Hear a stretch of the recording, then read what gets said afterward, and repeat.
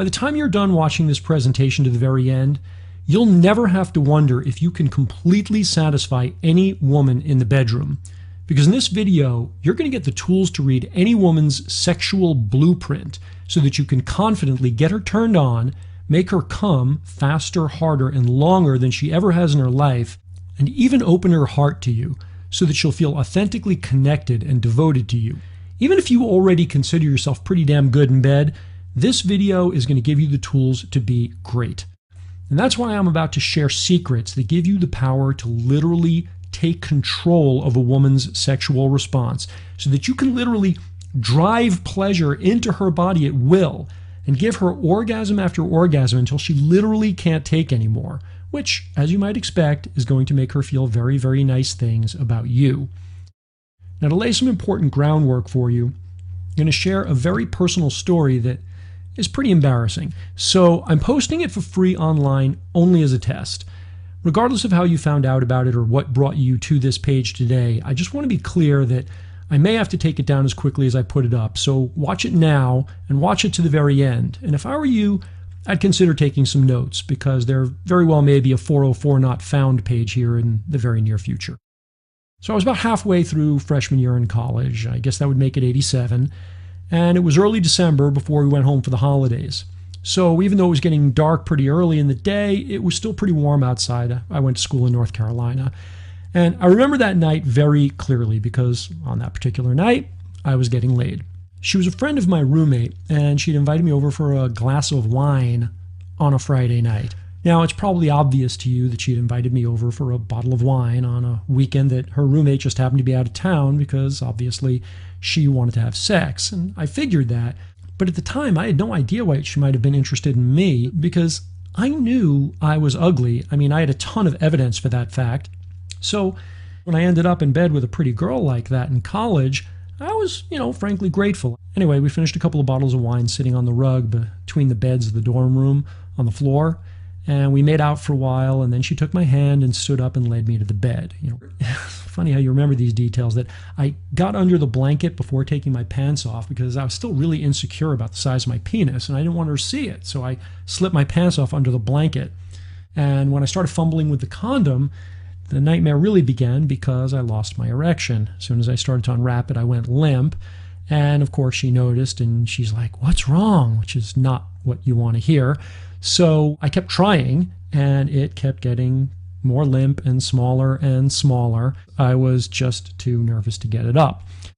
Back then, I'd never even heard of a guy having problems getting it up when he was nervous. Maybe it was just less talked about back then. In any case, I thought I must be the only guy in the world who was such a wuss that he couldn't get hard when he was in bed with a pretty girl. And trust me, I had very, very normal hormones. Now, to her credit, roommate's friend was incredibly patient and understanding for an 18-year-old girl. And eventually, she suggested that we try it without the condom because she was on the pill. I almost resented not being off the hook, because now I couldn't even blame the condom. I focused literally every bit of my mind and willpower onto getting myself turned on. I was freaking out. I imagined every girl that had ever turned me on in my entire life. I even tried fantasizing that I was back at home in my own dorm room jerking off.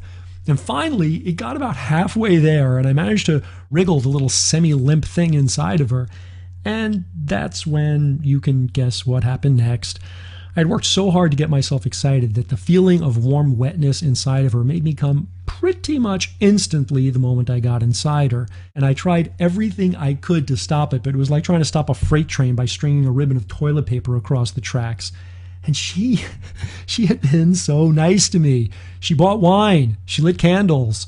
She was really, really patient with all of my pathetic awkwardness. How could I ever face her again? I apologized over and over, and she, did that pretending like it was no big deal thing. I had it in my head that I might get it up again. I might redeem myself and last longer this time. But after about 30 minutes, I realized that I was just too nervous, and it was never going to happen, and I was just further humiliating myself.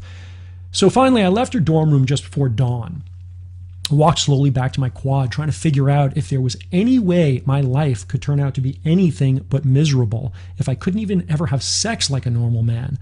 And I cringed as I realized that my roommate was going to hear about this. I mean, they were close friends from back home, and he'd probably ask her about it. I wondered who he might tell, who else she might tell. I mean, how many people on the campus were going to know about this?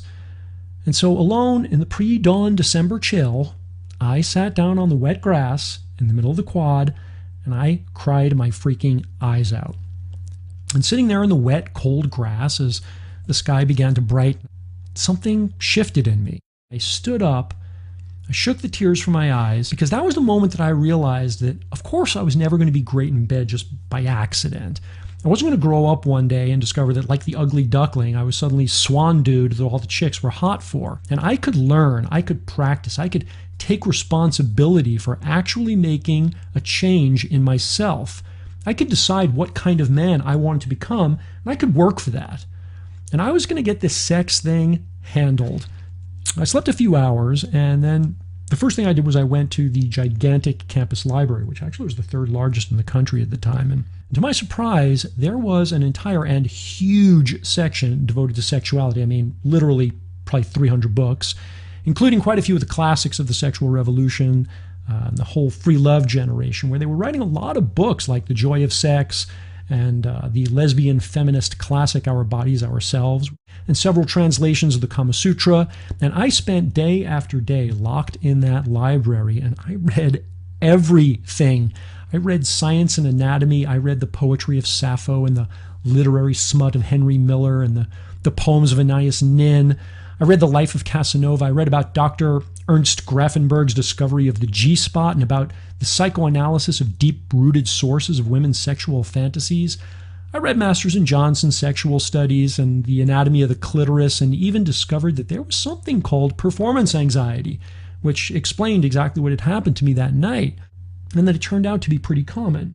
And I started having regular, in-depth, extremely graphic conversations with women about sex, what they liked, what they didn't like, what turned them on, and what ruined it for them.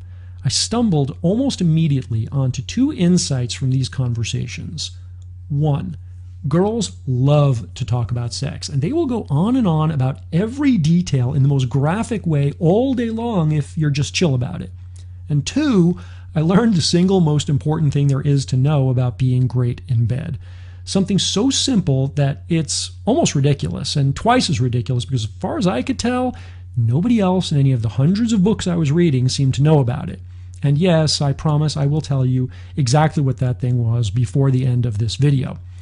I was a man obsessed. And all of these conversations that I was having with the girls about sex, they began to have another result too. A lot more sexual opportunities, and even a few girlfriends. And in a very short time, I learned how to quickly, easily, and expertly give any woman intense orgasms at will. And today, in just a couple of minutes, I'm going to share with you exactly how you can do it too. Yet that is not the end of the story.